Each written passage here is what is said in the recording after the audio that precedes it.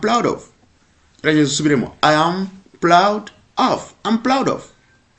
I'm proud of means ntewe ishema no ukuzuzaho ikiguteye ishema. I'm proud of passing exam. Ntewe ishema no kumenya no gutsinda ikizamini. Uko wiyumva nuko biyumva. Nguhaye ikaze rero mu isomo rya none. Uraza kusangamo imvugo zitandukanye, interuro zitandukanye. Muri no video uraza kubona interuro zitandukanye zisobanura uko wiyumva, uko umeze, uko bagenzi bameze nuko bateye. I'm thirsty. I'm thirsty means mfite inyota. Tudatinze reka twihute. Ni gute nasobanura uko niyumva cyangwa uko mugenzi wanjye ameze, uko ateye cyangwa se nanjye ubwanjye ko nteye. Twagiye ku ruhande rumwe dufite icyongereza, ku rundi ruhande dufite ikinyarwanda. Ijambo rya mbere ni I'm fine. I'm fine. Gerageza usome. I'm fine. I'm happy. I'm hungry. I'm thirsty. I'm cold. I'm hot. I'm worried. Aya magambo tugiye kugerageza kuyareba icyo asobanuye mu cyongereza mu kinyarwanda. Ni ryari twayakoresha igihe turi mu kiganiro. Ese ubundi uyakoresha wumva umeze uti, wiyumva uti.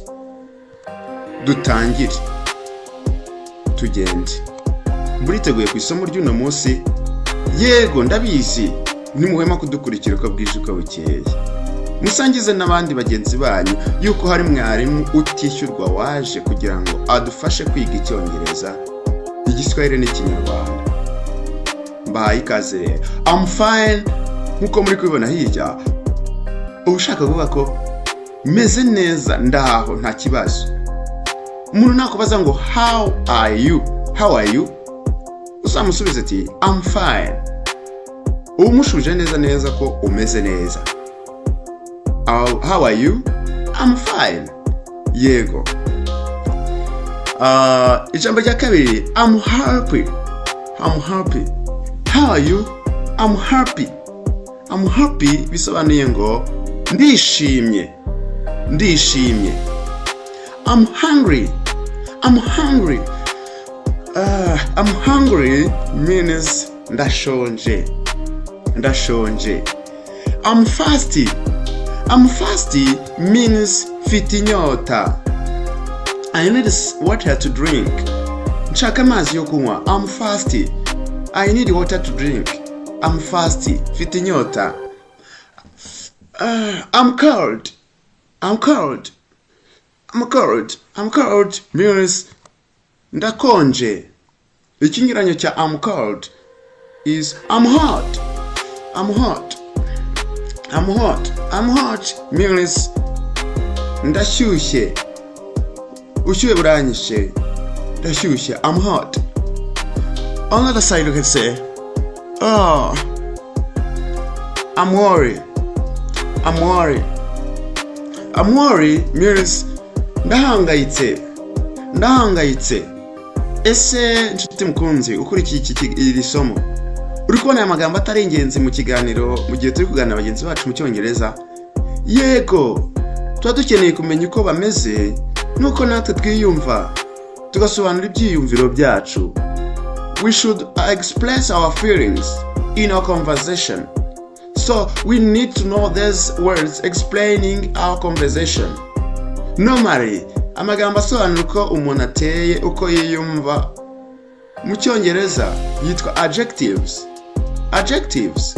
Adjectives are words that explain, that describe the nature, the character of noun. All these characters or characteristics of noun can be feelings, quality, age, color, origin, and the material something is made. Yes, and sometimes shape. These words are called adjectives. Amagambo asobanura uko ikintu kimeze, uko umuntu ameze, uko ateye, uko kimeze, uko giteye, bayita adjective mu cyongereza. Adjective. Adjective ishobora gusobanura ibara, color. Ishobora gusobanura shape, isura n'imiterere, ishusho y'ikintu. Ishobora gusobanura quality, uko kimeze, imimerere yacyo. Adjective ishobora gusobanura material, icyo kintu gikozwe mu ki. Kandi adjective ishobora gusobanura origin, aho gikomoka. Ubwo rero muri uyu mwanya turi kureba amagambo asobanura quality, imiterere y'umuntu cyangwa se y'ikintu. Quality and feeling. Ayo magambo rero dukeneye kuyamenya. Ese siko bimeze? Mumbwire muri comment niba mubona isomo ari ingenzi. Yego, ndabashimiye cyane. Dukomeze.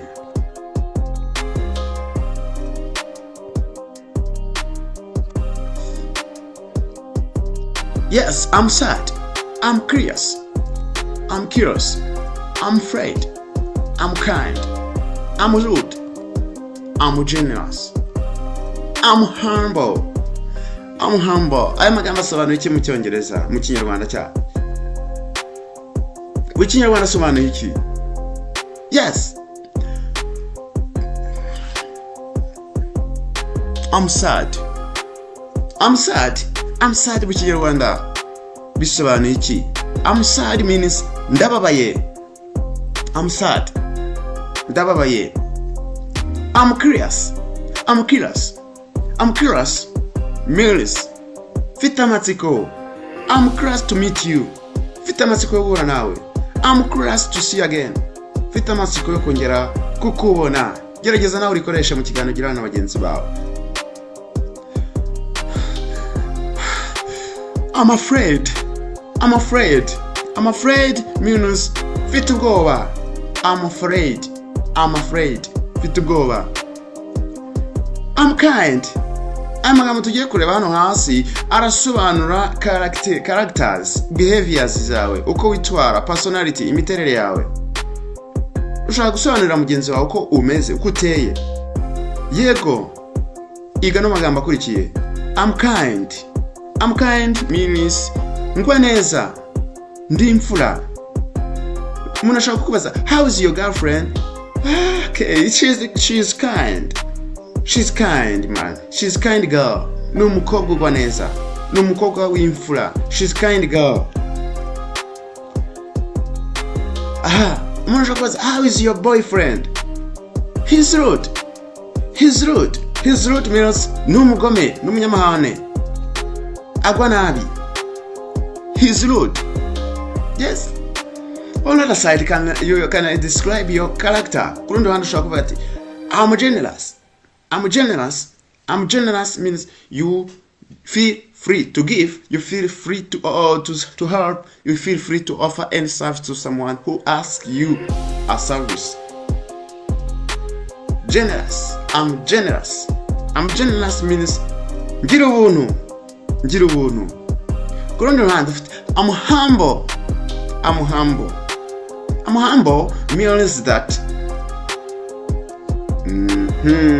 nchisha bugufi, cha bugufi nchisha make. I'm humble boy, ndi umuhungu nchisha make. I'm humble girl, ndi umukobwa ucisha make. I can ask you, can you please describe your personality? Can you describe your personality? Ese wansana ukuntu kuteye? Yes. Okay, I'm humble girl. I'm humble boy. I'm kind girl. I'm kind boy. Yes, you can describe your personality depending on how you behaves. How you behaves. Great. Ili somo ni ingenzi. Tubwire. Dukomeze cyangwa turekeraho. Yes. Andika muri comment unsobanurire ukuntu uteye. What is your personality? How do you feel now? Uyu munsi uri kwiyumva ute? Urumva umeze ute? Ese uteye ute? For example, I'm humble boy. I'm kind girl. I'm kind boy. Great. Yes. Can we continue? Besa dukomeze. Reka dukomeze. Tutarakomeza, nyemerera nkwibutse iki kintu. Niba uri umubyeyi ukaba ufite telefone iriho internet, ukaba ufite umwana wiga primaire cyangwa se secondaire, uwo mwana wawe ndakumenyesha ko akeneye kwiga icyongereza kuko nirwo rurimi rwonyine twigiramo amasomo yandi asigaye yose, yaba yigwa primaire yaba yigwa secondaire yigwa mu cyongereza. Kubw'ibyo rero umwana wawe akeneye kumenya kwisobanura no gusobanura ibitekerezo bye mu cyongereza. Muhe telefone yige icyongereza n'ikinyarwanda, ariko ndagusaba ucunge neza urebe koko niba ari byo ari kwiga, kuko telefoni zisigaye ziriho ibirangaza byinshi bituma n'abana batiga neza. Ucunge neza, umufungurire kuri Language Booster TV arebe kandi yige icyongereza. Video imwe nirangira umuhe n'indi nayo ayige, umubaze icyo yatoyemo, mufashe niba ushoboye, ariko kandi utanashoboye muhe telefoni umubwire ati tega amatwi wumve icyo umwarimu ari kukwigisha. Urabizi ko mbakunda cyane. Hanyuma rero kandi ikindi kintu nakubwira, niba uri umuntu mukuru ukawumva ukeneye kwiga icyongereza cyangwa se igiswahili bitewe n'akazi ukora, ukaba wifuza kumenya izo ndimi, cyangwa se ushaka kunoza neza ikinyarwanda cyawe, ushaka kuba utazi kwandika, ushaka kuba utazi gusoma, ndagira ngo ngusabe, hasi ndaza gushyiraho nimero mwambona wifuza kwiga icyongereza, wifuza kwiga ikinyarwanda, wifuza kwiga igiswahili, nyandikira ngufashe mu gihe gitoya. Ikindi cya kabiri, gerageza urebe izi video kandi ushyire mu bikorwa ibyo tuba twigishije hano. Nkubwije ukuri uzungukira byinshi kuri uno muyoboro wa YouTube channel witwa Language Booster TV. Wandikaho gutyo, wandike language, uraza kubibona uko byanditse hasi muri video, Booster TV. Ibyo byose ubishyireho, nubishyiraho uraza gutungukira ku karango karimo igitabo handitseho Language Booster TV hejuru, naho ngaho uraba wahageze. Yes, reka dukomeze rero tudatinze, karagaciyemo. He's adamant, I'm proud, he, she is famous, he, she is popular, he, she is wicked, he, she is activist, he, she is innocent. Yes, aya magambo tugiye kuyareba yo gusobanura uko mugenzi wacu ameze cyangwa se uko ateye. Ashakora umuhungu cyangwa se umukobwa. Umuhungu ni he, umukobwa ni she. Yes. How is your father? How is your aunt? How is your brother? My brother is adamant. My brother is adamant. He's adamant. His adamant means he never changed. It cannot be advised. It cannot be directed. He's adamant. Adamant means hava kwizima. Nava kwizima, hahondeka, hagondijos. He's adamant boy. No muhungu tafa kwizima rwose. Because I'm proud of. I am proud of. I'm proud of. I'm proud of means hewe shema no ukuzuzaho ikiguteye ishema. I'm proud of passing exam. Hewe shema no kumenya no gutsinda ikizamini. I'm proud of knowing English. Hewe shema no kumenya icyongereza. I'm proud of ruvango nyuma ya of urongeraho inshinga ivuga igikorwa ufitiye utewe shema nacyo. Your verb urayishyiraho ing form. I'm proud of passing. I'm proud of doing. I'm proud of finishing. I'm proud of doing this and this. Yes. The next sentence is he's famous. He's famous. He's popular. Amagambo araja. He's famous means ni chamamare, is known everywhere you go. For example, let me take one artist in Rwanda. Bruce Melody is famous artist. Bruce Melody is famous artist. Bruce Melody ni cyamamare. Numuhanzi w'icyamamare. Famous artist. He is popular. He is popular. She is popular means ni cyamamare nabwo cyangwa se ni cyogere ni cyamamare. Bisobanura ikindi nta kibazo. You can use popular, you can use famous. For example,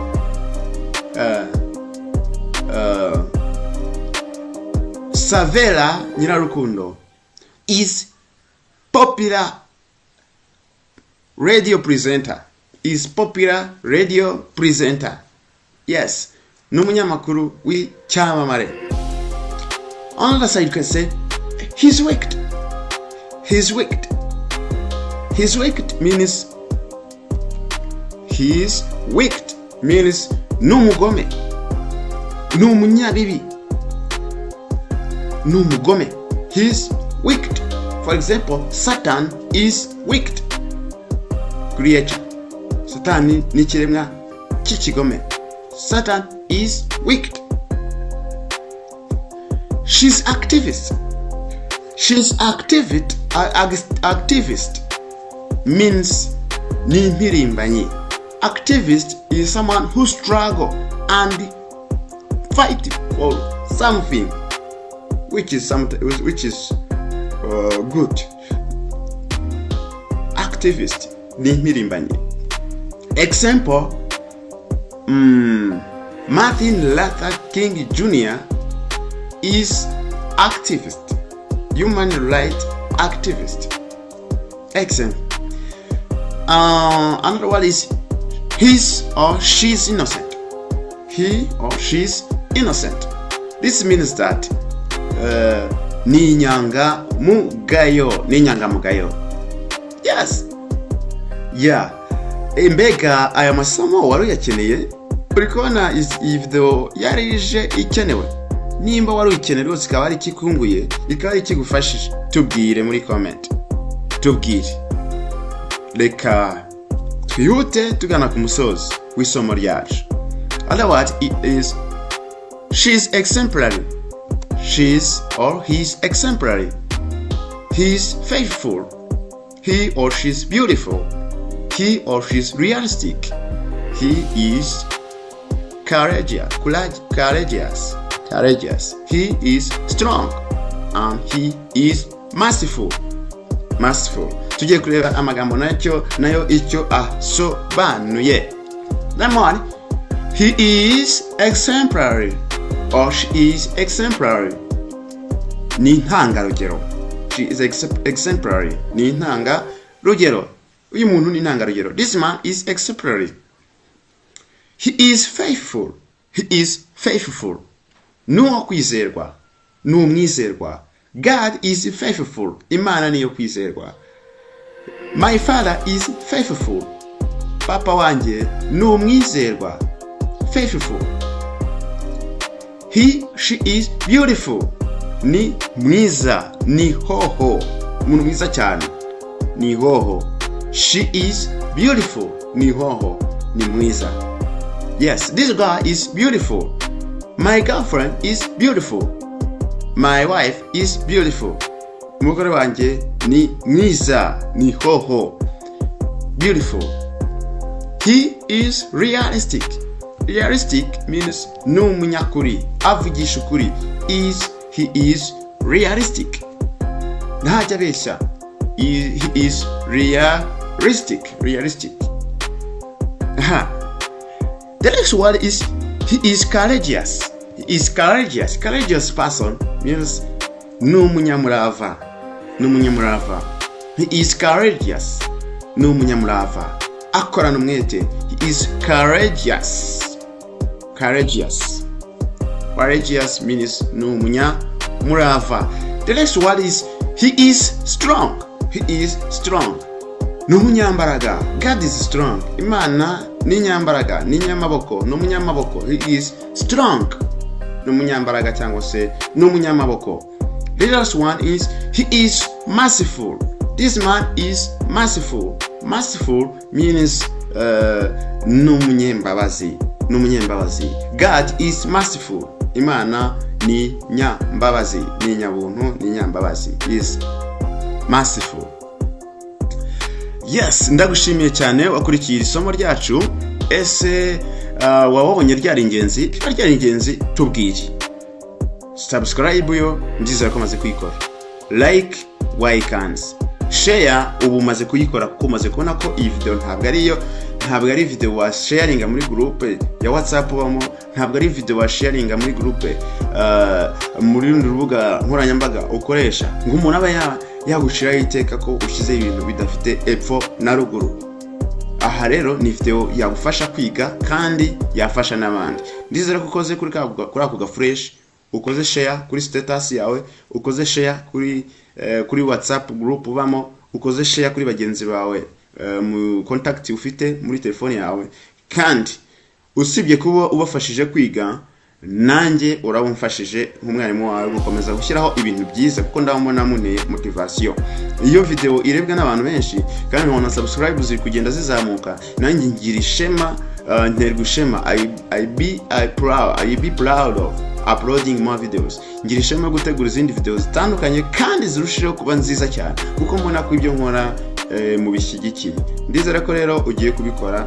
Ndizere yuko muri comment nanone ugiye kumbwira isomo ngiye kukwigisha, kandi ndizera ko niba ukeneye kwiga ururimi by'umwihariko ukaba uri utuye hafi y'uburyo nshaka kubona cyangwa ukaba wumva twakoresha uburyo bw'ikoranabuhanga kugira ngo nkwigishe izindi ndimi, rwose feel free nyandikira contact ndaza kuzishyira za WhatsApp, hanyuma unyandikire twigane rwose. Ndakwibutsa ko ahangaha ku muyoboro wa YouTube kwiga n'ubuntu butagira ikindi bugusaba. Ndizera ko rero tugiye kwigana. Ndabashimiye cyane, ndabakunda cyane. Ndi mwarimu wanyu Eric Bunanu bitaho kandi ubahoza ku mutima buri munsi. Namwe ndabashimiye cyane ko mudahema kunkurikirana. Ndabashimiye cyane ko mudahema kunyereka ko mu nkunda. Ndabashimiye cyane ko mugiye kunsangiza abagenzi banyu.